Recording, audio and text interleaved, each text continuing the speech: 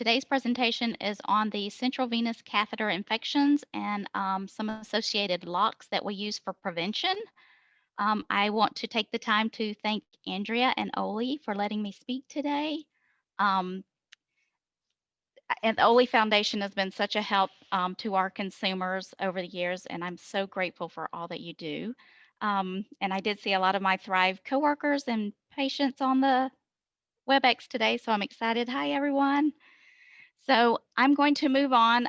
This is the disclaimer for the presentation today. Most importantly, that this is for educational purposes only, and it's not to be construed as medical advice. Please, if you have any questions about today's presentation, please consult your physician or your nutrition support team.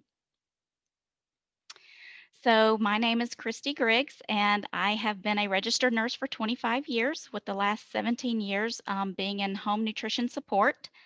I've been a part of the ThriveRx team for 8 years, and my areas of clinical interest are disorders of mitochondrial metabolism and the medically fragile pediatric population.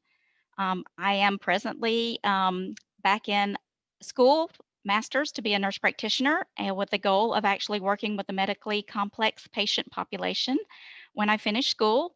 And I do hold certification in nutrition support.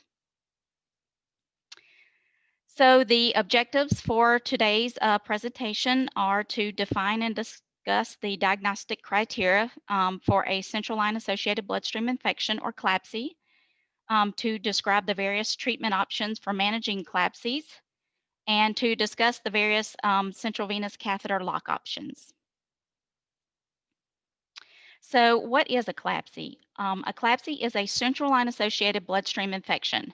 And this is a laboratory confirmed bloodstream infection, or BSI, in which a central venous catheter was in place for 48 hours prior to the development of the bloodstream infection, which is documented via blood cultures. The term now that we're using more in clinical application and research is CRBSI. So you may hear that, and that's catheter-related bloodstream infection. But I'm going to stick with CLABSI for today's presentation because that's the term that most people are familiar with. It's important to note that you can't be documented as having a CLABSI if you have an infection at another body site, such as a patient who has a UTI with the same organism or osteomyelitis. Those are just some examples. So what are the costs of CLABSIs? CLABSIs result in thousands of deaths each year and billions of dollars in added cost to the U.S. healthcare system. They have the highest cost of all healthcare associated infections. And on this presentation, it documents $46,000 per case. Something interesting on that is this data was pulled from the CDC from 2011. So I can only imagine with the increase in healthcare costs that this number is a lot higher today. So our most vulnerable population is usually our children, our elderly, and our medically complex patients. So the incidence of bloodstream infections in children receiving home parenteral nutrition, or HPN, is highest in the first month after hospital discharge, that initial discharge. So that is why it's so important to have CVC care, central venous care, line care, and parenteral nutrition teaching start either in the hospital or right after discharge. So when we're talking about the identification and the initial treatment of CLABSIs, it's important to draw blood cultures from all lumen of the catheter, as well as peripheral blood cultures prior to the initiation of the antimicrobial therapy. And then once you have drawn your cultures, you want to empirically treat patients with broad spectrum antibiotics until your preliminary blood cultures come in and are available and tell you exactly which organisms that you have in this catheter and what is the best agent to treat this with. And then removing a central venous catheter depends on the severity of the patient, the illness, how sick the patient is, the affecting organism, resistance to treatment, and the infection at other body sites, such as a patient with endocarditis or osteomyelitis. So what is the clinical presentation of a CLABSI? It's defined as having some of the symptoms are a fever greater than 100.5 degrees Fahrenheit, having rigors or chills. And if you don't know what rigors are, these are the extreme body shakes that a patient will get just before they're going to spike a high temp. You can't miss it. They're quite distinct. Hypotension, which is low blood pressure. A patient with an altered mental status or a mental status change. And then a patient who's lethargic or has extreme fatigue. And while the literature supports that fever and chills are the most common manifestations of a CLABSI, it is important to note that these symptoms can be masked in patients who are immunosuppressed or compromised. An extremely ill septic patient at times won't even have a fever at all. It worries me far more when a patient doesn't have a fever and they're septic than when they do. So we can't talk about infection prevention without talking about hand washing. The number one most important thing that you can do for all types of infection prevention is hand washing. So your hands should always be washed if they are visibly soiled or if you've had known contact with an infectious organism. And the World Health Organization guidelines recommend a 40 to 60-second scrub of your hands with soap and water to cleanse them.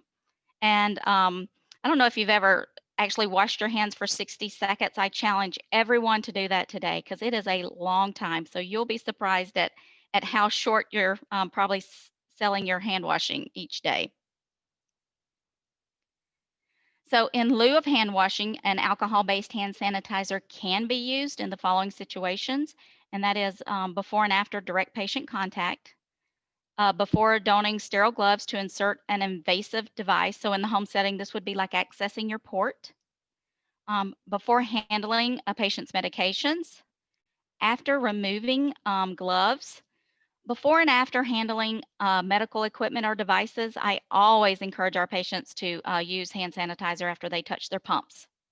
Um, After you come into contact with blood, body fluids, mucous membranes, or non-intact skin or wounds, you can use hand sanitizer, but only if the hands are not visibly soiled, which I would think after blood they would be visibly soiled, and you should wash your hands. When you move from a contaminated body site to a clean body site, you should use hand sanitizer. So we don't go from changing a diaper to handling enteral tubes or central venous catheters without using hand washing or hand sanitizer. And then you use hand sanitizer after you contact objects in the patient's immediate environment. So if you touch the remote, touch the bed in a hospital, the bed control, the bed rails, anything like that, you need to use hand sanitizer after you touch these things. And the CDC recommends using hand sanitizer with a 60% alcohol content, a minimum, and that you rub your hands together until they're dry, which is typically at least 20 seconds. So the next two slides, we're going to go over some best practice recommendations for CLABSI prevention. Outside of hand washing, the next most important thing that you can do to prevent a catheter-related bloodstream infection is scrubbing the hub. So we want to perform a vigorous mechanical scrub prior to each CVC access and allow the hub to air dry. And when we say each access, that means in between the saline and the tubing, the saline and the heparin, the saline and the antibiotic. Between each access, we want to scrub the hub. And the scrub time depends on the design of the needleless connector or valve and the properties of the disinfecting agent. But in general, your scrub time minimal is 20 seconds. And one of the most important things to know is, in addition to that scrubbing, is it's that time allowing it to air dry. That it has antimicrobial properties in the drying of the hub. Some additional best practice recommendations would be that all healthcare professionals should wear gloves with any manipulations or entries into the catheter. And while some institutions or even guidelines say that the caregiver or patient themselves don't have to wear gloves when doing line care or prepping TPN, any healthcare professional or anyone outside of that patient or caregiver should always be wearing gloves for these tasks. And then patients or caregivers should always follow their institution's guidelines for wearing gloves when manipulating the catheter or preparing the HPN. Again, let's defer to our institution's policies and procedures. A prefilled saline flush should not be used for multiple doses or used for multiple lumens of a CVC. So we're not going to save half that flush, 5 here and 5 there, and we're not going to use 5 on one lumen and 5 on another. Recommendations for best practice, including changing the needleless connection devices. They need to be changed no more frequently than every 96 hours or per your institution's guidelines. And that these connectors should always be changed after drawing labs. So anytime blood is pulled through that valve or connector, that cap connector needs to be changed. And then the last recommendation is somewhat for your physicians when they're going to insert the line, but as active participants in your healthcare, this is just something I want you to be aware of, that CVC selection should include catheters with a minimal number of ports that's necessary for the management of the patient. So if you can get by with a single lumen catheter, that's always in the patient's best interest. That's not always possible because there are times when a patient has so many additional therapies or they're on a therapy that's not compatible with their primary therapy, but the minimal number of ports is the best option when choosing a catheter. So when we're talking about catheter removal versus catheter salvage, things to consider are that there's an increase in financial cost when we talk about the replacement of a catheter because you require a surgical procedure for this to be done. There's also an increase in adverse outcomes when you talk about catheter replacement versus trying to salvage the line. When we talk about catheter replacement, you also have an increased risk or incidence of loss of vascular access versus trying to salvage the line. But it's important to note that when a infection involves the tunnel of the catheter, that it should never be you should never try to salvage that, and you shouldn't be exchanging that catheter over a guide wire if it involves the actual tunnel track.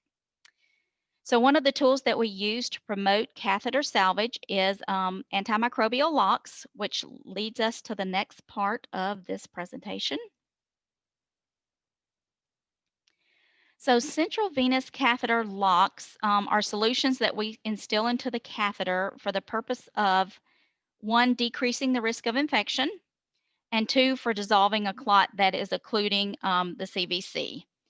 For today's presentation, I'm really going to stay focused on prevention and treatment of infections versus dissolving clots or thrombosis. So one of the first lock options that we have are antibiotic locks, and these are used for the prevention and management of CVC infections. They involve the administration of a highly concentrated antibiotic solution into the hub or lumen of the CVC while it's not in use. And these locks often contain an anticoagulant such as heparin. And when we're actually using these locks to treat an infection, they are best used in conjunction with actually systemic antibiotics if we're trying to eradicate an infection.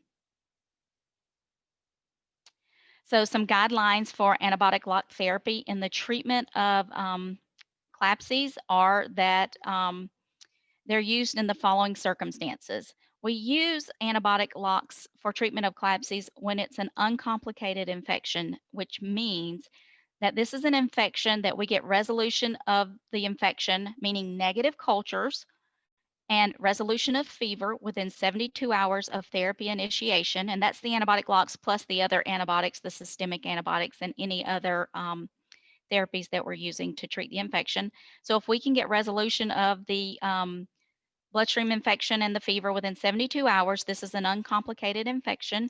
And we would also use them for patients when they don't have endocarditis or any intravascular hardware, such as a pacemaker, artificial hip, knee. And the antibiotics or locks are used when salvage of the catheter is your goal. So when we talk about antibiotic lock therapy as a prophylaxis means, they're not typically used for preventing catheter-related bloodstream infections because of the concern of the possible emergence of antimicrobial resistance. So that is the thing that we are concerned with today. All these antibiotics, we're increasing resistant organisms by the day. So the CDC guidelines recommend only using antibiotic lock therapy to prevent CVC infections in a few circumstances, and this is patients with long-term central venous access, which is most of our patients who are on long-term TPN, and patients with a history of multiple CLABSIs. So it's that long-term access plus the history of multiple CLABSIs, despite adherence to strict aseptic technique.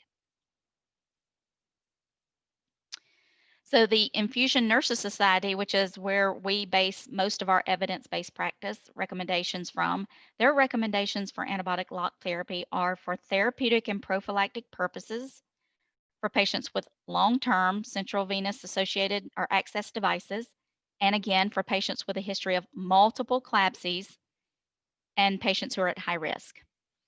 One thing to note is that these antibiotic locks should never be flushed through.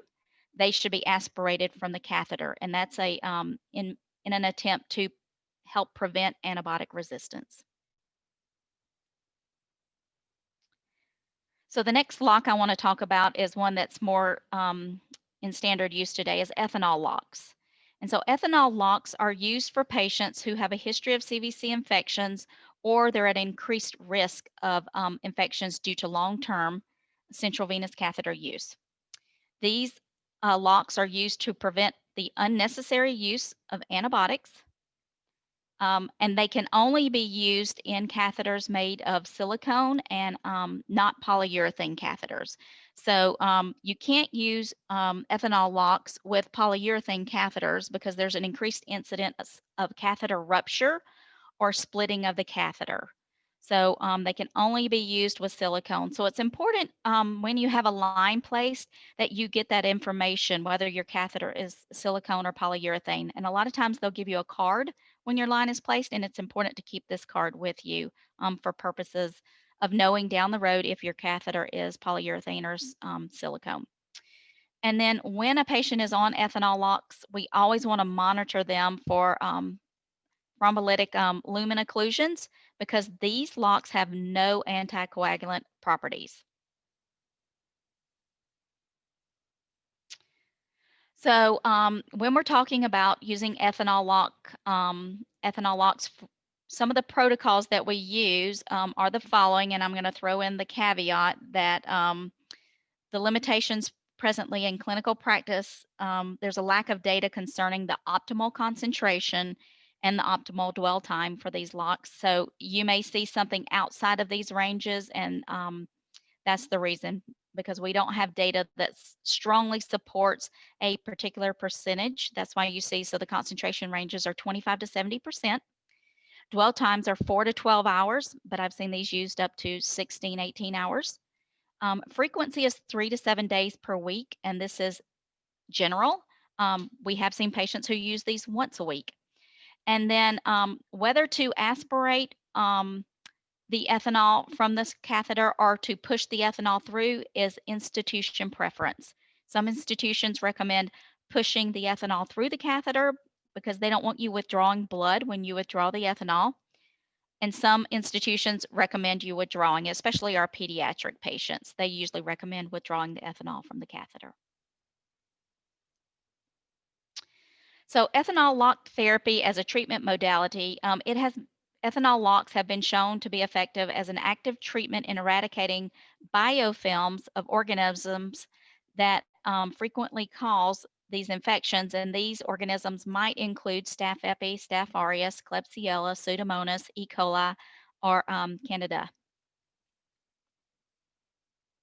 So now I want to move on to some other lock options. These are lock options that are on the horizon. Most of these are not, I don't think any of the next four are actually in use in the United States today, although one's in phase 3 clinical trials. So these are emerging therapies that you're going to see on the horizon. And the first one is Toryidine locks, and these are used in Europe. They're not currently available in the US. They are an antimicrobial agent that has a broad spectrum antimicrobial activity against both bacteria and fungi, and they do appear to reduce the incidence of CLABSIs without adverse effects and bacterial resistance. So that is their pull versus using antibiotic locks. Then we have locks. Another one is tetrazsodium EDTA and a trisodium ethanol lock. And this is a combination lock that's currently being researched for both its antimicrobial and anticoagulant properties. It's been used and studied already in hemodialysis catheters, and now it's being looked at for central venous catheters. The ethanol in this lock has been shown to have a synergistic effect with the other compounds in this lock. And so that's why it's also used. And the EDTA is a chelating agent, and these are used to remove any established biofilm on the inside of the catheter wall. And then here's another combination lock. This is tauruladine citrate lock, and it's a combination lock that's effective for preventing CLABSIs and catheter occlusions. This one has been used in CVC catheters as well as hemodialysis catheters. And it appears to have optimal characteristics when we talk about efficacy, safety, cost effectiveness when compared with the other locks that I've spoke about previously. And then the last lock I want to talk about is a Neutralin lock.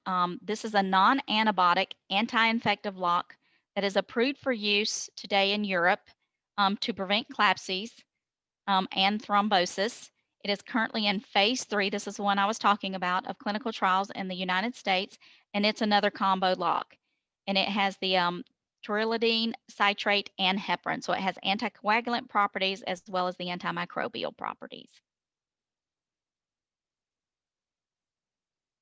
And that's actually the last slide that I have for today. I think I actually got through early, but I'm sure you can make this time up, Andrea. I don't think I actually looked at my clock. I don't think I'm too early. But if you have any questions on the material presented today, I'm happy to answer those at the panel session a little later this afternoon.